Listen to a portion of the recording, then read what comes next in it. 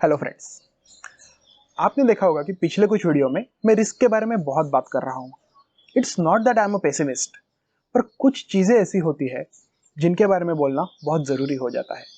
आज वैसे कोई प्रोडक्ट के बारे में नहीं देखने वाले, किसी स्टॉक का रिव्यू नहीं है, सिंपली दो कहानियाँ, two stories from Indian financial market हम डिस्कस करने वाले हैं। ऐसे कुछ इवेंट्स आपको बताऊंगा जहां आप ये देख पाएंगे कि वो स्टॉक क्यों इतना नोज डाइव हुआ है। हम बात करेंगे येस बैंक की और हम बात करेंगे वीडियोकॉन ग्रुप की। इनका डिक्लाइन क्यों हुआ, वीडियोकॉन ग्रुप के साथ बैंक्रप्सी प्रोसीडिंग्स में क्या हुआ और इससे उनके इन्वेस्टर्स का कितना लॉस हुआ। ये ऐसी स्टोरीज होती है जो हमें बताती है कि कहीं भी इन्वेस्ट करने से पहले हमें उसके रिस्क के बारे में जानना बहुत जरूरी हो जाता है। तो हॉप ऑन द राइड। मेरा नाम है रघुनंदन बोकारे, आप देख रहे हैं वैल्यू शास्त्र। Let's begin.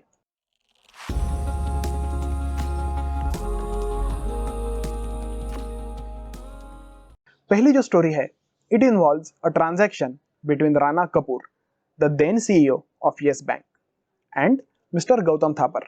अब गौतम थापर कौन है, ये भी हम इस स्टोरी में देखने वाले हैं। A very well known industrialist and a turn around man.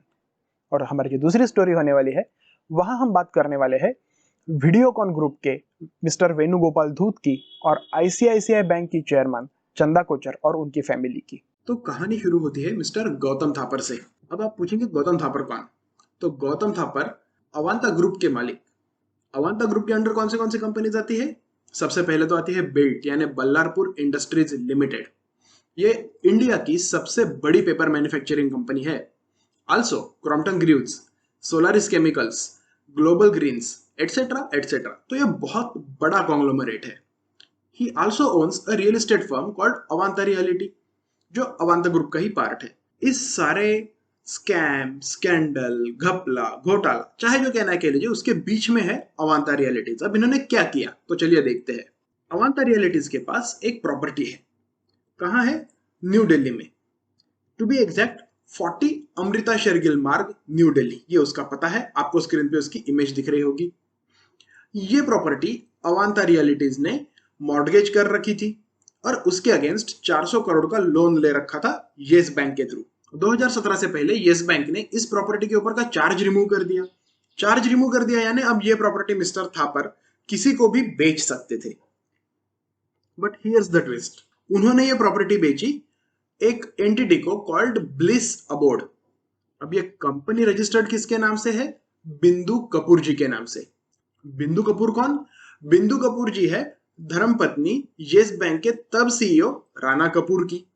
So yes bank से इन्होंने 400 करोड़ का लोन लिया और उस लोन के मॉर्गेज में जो प्रॉपर्टी थी, वो प्रॉपर्टी किसे बेची? तो उसी बैंक के सीईओ के वाइफ के फर्म को।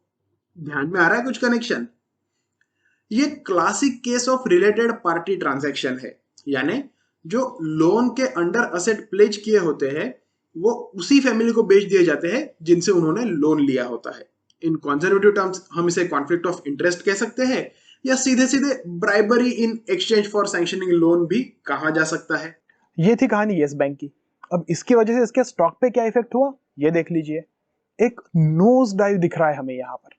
अब येस बैंक की स्टोरी के बाद एक और बैंक के पास चलते हैं, आईसीआईसीआई बैंक, जहां हम बात करने वाले हैं वीडियोकॉन ग्रुप और उनके प्रमोटर्स की, as well as Mrs Chanda Kochhar की।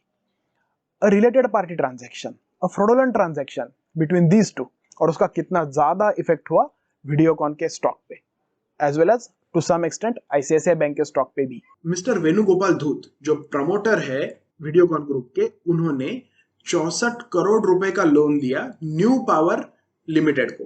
अब ये न्यू पावर लिमिटेड क्या है? ये एक ज्वाइंट ओनरशिप कंपनी है between Deepak Kochhar and mister Venugopal Dhoot. तो एज अ प्रमोटर उन्होंने लोन दिया इस कंपनी को। अब ये बोला गया कि लॉन्ग टर्म में ये जो कंपनी है ये अनप्रॉफिटेबल हो गई और उन्होंने लोन कभी वापस ही नहीं किया। अब यहाँ ट्विस्ट देखिए दोस्तों, अब ये जो 64 करोड़ का लोन था, ये कब दिया गया? Merely 6 months after ICICI Bank sanctioned a loan of rupees 3,250 crores to Videocon group. यानी आईसीआईसीआई बैंक ने वीडियोकॉन ग्रुप को लोन दिया और वीडियोकॉन ग्रुप के मालिक ने 64 करोड़ रुपए का लोन न्यू पावर को दिया, जिसकी ओनरशिप, जिसकी ज्वाइंट ओनरशिप थी दीपक कोचर के पास, मिस्टर दीपक कोचर के पास, जो हस्बैंड है मिसेस चंदा कोचर के। चंदा कोचर जो उस वक्त थी आईसीआईसीआई बैंक की सीईओ। तो आपको ये सर्कुलर ट्रांजैक्शन समझ में आ रहा है? आपको ये नहीं लगता कि ये एज अ ब्राइब दिया गया होगा? अब इन दोनों केसेस में कुछ कॉमन चीजें हैं दोस्तों।